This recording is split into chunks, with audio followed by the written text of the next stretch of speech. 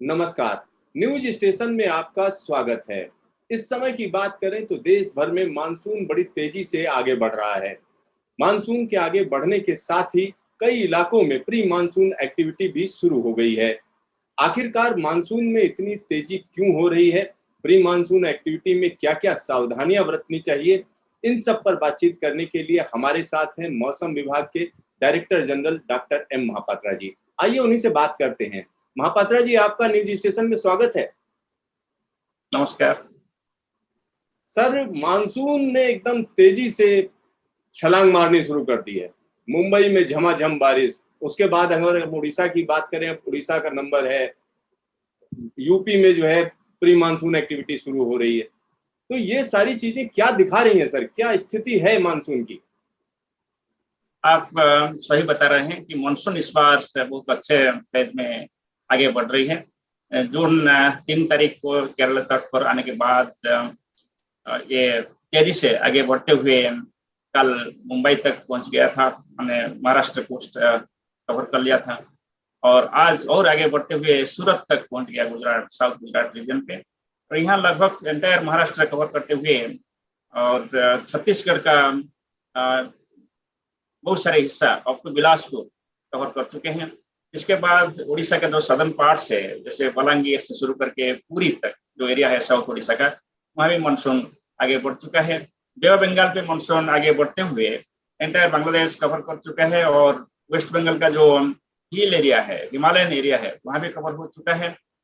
और अभी जो स्थिति है, ये स्थिति में कल सुबह तक हम एक लो प्रेशर एरिया का प्रिडिक्ट कर रहे हैं कि जो north west bay of Bengal में डेवलप होगा।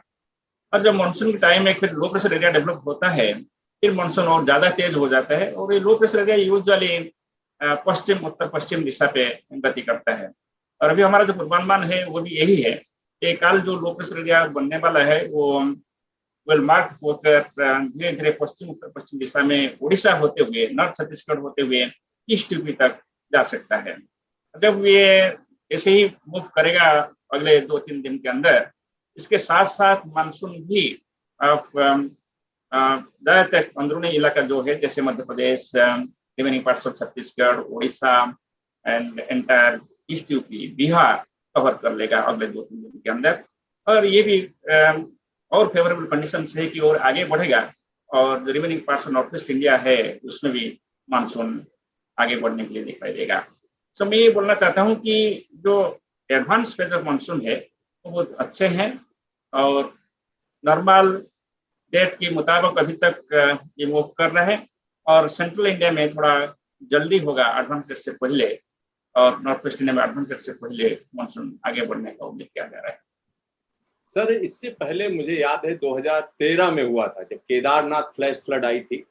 तब ऐसा हुआ था, एकदम मानसून बड़ी तेजी से आगे बढ़ा और 16 जून के आसपास हम कह सकते हैं पूरा देश कवर हो गया था।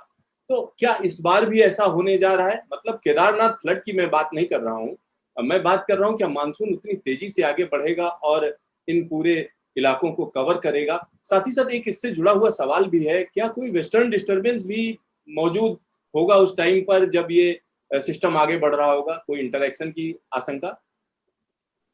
अभी जो हमारा पूर्वानुमान है, ये लो प्रेशर एरिया ज्यादा वेस्ट तरफ नहीं जाएगा, ये ज्यादा से ज्यादा सेंट्रल यूपी के तक और ईस्ट यूपी तक सीमित रहेगा और नॉर्थ ईस्ट एमपी तक सीमित रहेगा।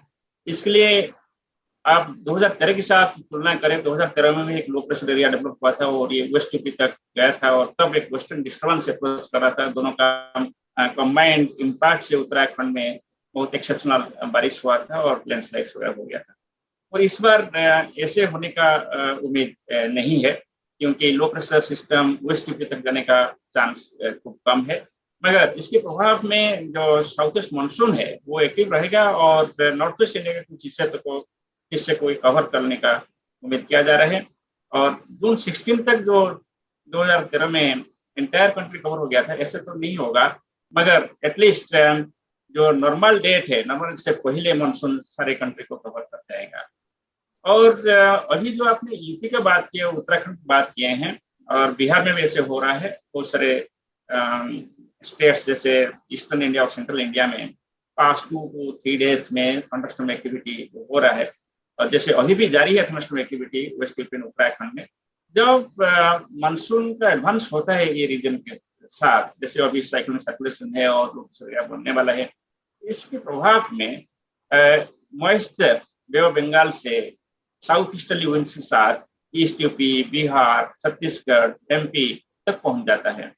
और इसके प्रभाव में जब आपका मॉइस्चर मिल रहा है, लेफ्ट साइड में आपको ड्राई विंड्स मिल रहा है, क्योंकि यहाँ भी वेस्टर्ली अभी प्रिवेल कर रहा है। सो इसका रिजल्ट यही हो जाता है कि दो तरीके का विंड का एक मिक्सअप हो जाता है।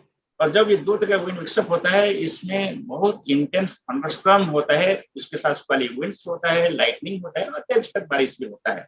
वही अभी हो रहा है आपका वेस्ट यूपी उत्तराखंड में। आप देखेंगे पहले उत्तराखंड में ज्यादा था, अभी ये मूव कर रहे हैं towards central and east UP. So अगले कुछ घंटे के लिए अभी ये बारिश जारी रहेगा सेंट्रल एंड ईस्ट यूपी के ऊपर, और वहां पे थंडरस्टॉर्म लाइटनिंग होगा। सर, अगर हम अगले 24 घंटे की बात करें तो ये कहा, जैसा आपने बताया कि 11 तारीख को एक कम दबाव का क्षेत्र बन रहा है, उसके बाद किन किन जगहों के लिए वार्निंग है? अगर उड़ीसा के लिए हम कहें तो जो आने वाले 24 से 48 घंटे हैं, कितने महत्वपूर्ण हैं, कितने खतरनाक हैं? ये जो लो प्रेशर सिस्टम होता है मानसून सीजन पे, इसका साउथ वेस्ट सेक्टर जो होता है ना, उसमें ज्यादा बारिश होता है। तो इसलिए जो सेंट्रल एंड साउथ उड़ीसा है, उसमें सबसे ज्यादा बारिश होने का हम उम्मीद कर रहे हैं। वहाँ उड़ीसा में तो पूरा उड़ीसा में बारिश होगा, इसके साथ साथ सेंट्रल एंड साउथ उड़ीसा में heavy to very heavy rainfall हो सकता है, और 1-2 प्लेसेस में भी एक्सट्रीमली हेवी रेनफॉल यानी 20 सेंटीमीटर ज्यादा बारिश भी हो सकता है। और इसका इम्पैक्ट सिर्फ उड़ीसा के ऊपर नहीं, इसका इम्पैक्ट भी आपका झारखंड, छत्तीसगढ़, ईस्ट एमपी, विदर्भ, तेलंगाना के ऊपर होगा। ये सभी एरिया में भी हम 12 तारीख तक हम एक्सपेक्ट कर सकते हैं isolated heavy to very heavy rainfall हो सकता है। और 12 से 13 तारीख में आप ईस्ट यूपी एरिया में भी आपको isolated heavy to very heavy rainfall मिल सकता है, और ये 14 तारीख को भी एक्सटेंशन हो सकता है। सो धीरे धीरे आप देखेंगे कि जो सदर्न सेक्टर है, जब ये मूव करेगा from north west Bengal to east UP across Odisha, north Chhattisgarh, so इसकी वजह से central and south Orissa and central and south Chhattisgarh, then east MP, southern part of UP, इस इलाका जो है, इस इलाके में सबसे ज्यादा हेवी टू वेरी हेवी हो सकता है। सर, अगर हम मुंबई की बात करें, खासतौर पर पिछले 36 घंटे में लगातार जो है झमाझम बारिश हो रही है वहां पर, तो क्या ये एक्टिविटी अभी मुंबई में जारी रहेगी? दूसरी चीज हम ये जानना चाह रहे हैं, अमूमन क्या होता है कि अरब सागर से जो मानसून की एक्टिविटी होती है और बंगाल की खाड़ी, उनमें कहीं ना कहीं बैलेंस बना रहता है कि एक तरफ कम होगा तो दूसरी तरफ ज्यादा होता है, लेकिन इस बार दिख रहा है कि उधर भी ज्यादा होने जा रहा है और इधर भी ज्यादा होने जा रहा है। क्या प्रेडिक्शन है सर, अरब सागर से जो मानसून की हवाएं आ रही हैं, कोई कोंकण के इलाके में किस तरीके की बारिश देगा? अभी जो स्थिति है एक आइडियल सिचुएशन है। जैसे आपका बे ऑफ बंगाल में साइक्लोनिक सर्कुलेशन है, जिसके बाद में लो प्रेशर एरिया बनने वाला है। जब कोई एक सिस्टम बन जाता है लो प्रेशर एरिया की साइक्लोनिक सर्कुलेशन, इसके साथ जो विंड से वो स्ट्रांग हो जाता है। जब विंड स्ट्रांग होता है, ये कैसे होता है कि क्रॉस इक्वेटोरियल फ्लो बनता है, जो अरेबियन सी में आपका विंड भी स्ट्रांग होता है। और अभी आप जो प्रेशर का डिस्ट्रीब्यूशन है अरेबियन सी में, आप देखेंगे नॉर्थ साउथ प्रेशर डिफरेंस आप देखेंगे, huge pressure gradient between Mumbai and Trivandrum. इसका रिजल्ट यही है कि जब प्रेशर ग्रेडियंट बहुत ज्यादा होता है, विंड स्पीड बढ़ जाता है। दैट मीन्स कोंकण कोस्ट के पास, कर्नाटक कोस्ट के पास विंड्स बहुत स्ट्रांग है। जब ये स्ट्रांग विंड आकर वेस्टर्न घाट जो एरिया है कोंकण में और कर्नाटक में, इसमें टकराता है। टकराने की वजह से ओरोग्राफिक अपलिफ्टिंग होता है वार्म मॉइस्ट एयर, तो अपलिफ्टिंग वजह से जो कोंकण एरिया है उसमें बहुत ज्यादा बारिश होता है। तो इसको हम प्रेडिक्ट किए थे कि हम ऐसे होने वाला है, और अकॉर्डिंगली वार्निंग भी दिया गया था। वार्निंग अभी भी जारी है, और अभी जो हुआ लास्ट 2 डेज में जो स्पेशली बारिश हुआ है, ये तो स्ट्रांग विंड्स की वजह से है, और ये जो स्टेटस है ये जारी रहेगा। आज थोड़ा से कम बारिश होगा comparatively for last 2 days, Konkan coast में, मुंबई में थोड़ा से कम बारिश होगा, मगर फिर बारिश बढ़ेगा काल से जब लो प्रेशर सिस्टम बन जाएगा।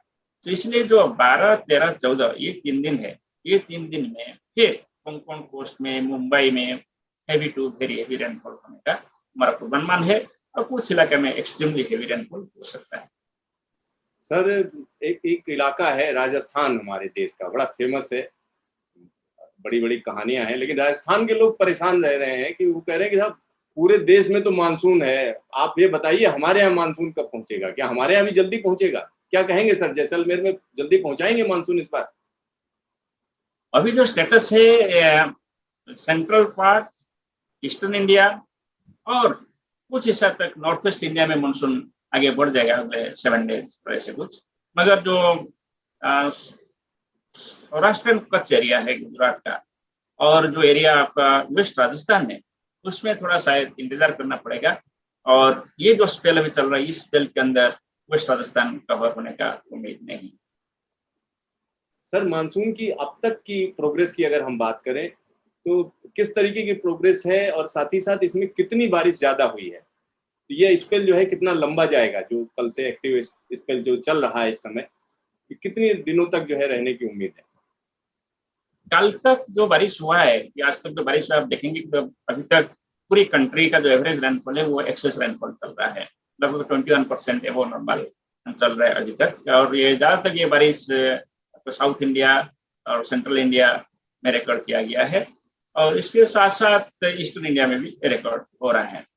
और जैसे हमने पूर्वानुमान किया था कि जून महीना में नॉर्मल रेनफॉल रहेगा और कुछ एरिया जैसे सेंट्रल एंड ईस्टर्न इंडिया में एबो नॉर्मल रेनफॉल होगा, मुझे लगता है जो पूर्वानुमान था वो सही ढंग से चल रहा है और अकॉर्डिंगली ऐसे ही बारिश होगा पूरे देश में। और ये एक शुभ खबर है कि ये जून महीने में जैसे आपको नॉर्मल रेनफॉल मिल जाए तो ये बहुत हेल्पफुल होता है हमारा कृषक भाइयों के लिए, खेती के लिए। इसके साथ साथ इस पीरियड में यूजुअली आपका ड्रिंकिंग वाटर का जो डेफिशिएंसी वगैरह होता है, इसमें ये हेल्पफुल होता है आपका जो रिजर्वायर्स वगैरह फिलअप करने के लिए। इसके साथ साथ ग्राउंड वाटर रिचार्ज भी हो रहा है। सर एक आखिरी सवाल है, जैसे आपने बताया प्री मानसून एक्टिविटी, अगर हम यूपी की बात करें, बिहार की बात करें, थंडर स्टॉर्म एक्टिविटी बहुत ज्यादा है, बिजली गिरने का जो है सिलसिला वहां पर होता है, तो उसमें किस तरीके की सावधानी बरतनी चाहिए इन सभी इलाकों के लिए? हाँ सिद्धार्थ जी, मैं ये बोल के रखूँ कि जब मानसून एडवांस करता है specially central and eastern India पे, specially states of UP, Bihar, Orissa, Chhattisgarh, west Bengal and east MP, ये सब एरिया में जब मानसून आगे बढ़ता है, बहुत सारे मॉइस्चर आता है बे ऑफ बंगाल से, और at the same time dry air भी नॉर्थ वेस्ट इस इलाके के ऊपर अवेलेबल होता है। सिर्फ दो तरीके के विंड्स, अपर लेवल में dry and cold wind and lower level पे वार्म एंड मॉइस्ट विंड मिलने के वजह से जब मौसम का जो मानसून का जो एडवांस जब होता है, इससे जस्ट पहले, जिसको हम प्राक मौसमी बोलते हैं, इस पीरियड में बहुत इंटेंस थंडरस्टॉर्म होता है, और ये थंडरस्टॉर्म के साथ बहुत बिजली गिरता है, और कभी कभी स्क्वालिंग विंड्स होते हुए और breaking of tree branches, uprooting of trees भी हो सकता है। इसलिए हम चेतावनी जारी रखी है, स्पेशली यूपी और Uttarakhand and Bihar, Chhattisgarh, Orissa, west Bengal, east MP, इस सभी के लिए हम अभी थंडरस्टॉर्म लाइटनिंग का वार्निंग भी जारी रखे हैं बारिश के साथ साथ। और लोग सावधानियां बरतना चाहिए, स्पेशली आप बिजली के बारे में पता हो तो वही काफी हो जाता है कि बिजली जब गिरता है हम क्या करना चाहिए। जैसे बाहर है तो बाहर नहीं रहना चाहिए, घर के अंदर रहना चाहिए। और फिर भी आप खेती में काम कर रहे हैं, बाहर है, तो पहला कदम ये है, आपको कोई पूर्वानुमान मिला है तो सेफ प्लेस चले जाइए। सेफ प्लेस तो नहीं जा पा रहे हैं तो जहां भी आप खड़े हैं वहाँ ग्राउंड के साथ ऐसे आप रहिए जैसे एक सर्कुलर शेप में वो बड़ी रह जाए, नीचे हेड्स को नीचे करके और आपका टू को ऊपर करते हुए, और इसमें आपके ऊपर बिजली गिरने का कोई संभावना नहीं रहता है। और वेटलैंड से आप दूर रहिए, कोई पानी में मत जाइए। जैसे समर सीजन चल रहे हैं, लोग स्विमिंग वगैरह करने के लिए चले जाते हैं, मगर पानी के अंदर नहीं रहना चाहिए जब चेतावनी है और जब लाइटनिंग गिरता है। सिमिलरली कोई पेड़ है, पेड़ के पास कोई व्यक्ति नहीं जाना चाहिए, क्योंकि पेड़ वगैरह कंडक्टर होते हैं, और इसमें हम सोचते हैं कि बारिश हो रहा है हम पेड़ के नीचे चले जाएं, और ये एक्चुअली खतरनाक होता है, क्योंकि पेड़ के पास लाइटनिंग आकर हमको क्षति पहुंचा सकता है। तो सबसे बड़ा ये है कि हम जो लाइटनिंग का जो जानकारी है इसको ले और इसको अपनाएं, और जो चेतावनी दिया जा रही है इसको यूज करके हम सेफ्टी बजाय रखें। महापात्रा जी, आपका ढेर सारा धन्यवाद। मानसून के बारे में आपने इतनी अच्छी जानकारी दी हमारे दर्शकों को। तो यहाँ पर डॉक्टर महापात्रा तमाम चीजें बता रहे थे, किस तरीके से मानसून आगे बढ़ रहा है और जिन इलाकों में प्री मानसून एक्टिविटी चल रही है, थंडर स्टॉर्म चल रहा है, वहां के लोगों को खास ध्यान देने की जरूरत है। आप सेफ्टी वाले जो कदम है उनको उठाइए, जैसे बताया गया, और ध्यान रखिए कि इस समय जब बिजली गिरने का एक सीजन ये चल रहा है मानसून आगे बढ़ने के वक्त, तो जिन जिन इलाकों के लिए वार्निंग दी गई है वहां पर लोगों को एक ध्यान रखना है, नदी के किनारे मत जाइए, नदी में मत जाइए, किसी तालाब के अंदर मत जाइए, पेड़ के नीचे मत खड़े होइए। ये छोटे छोटे कदम है जिससे आप अपनी सेफ्टी कर सकते हैं।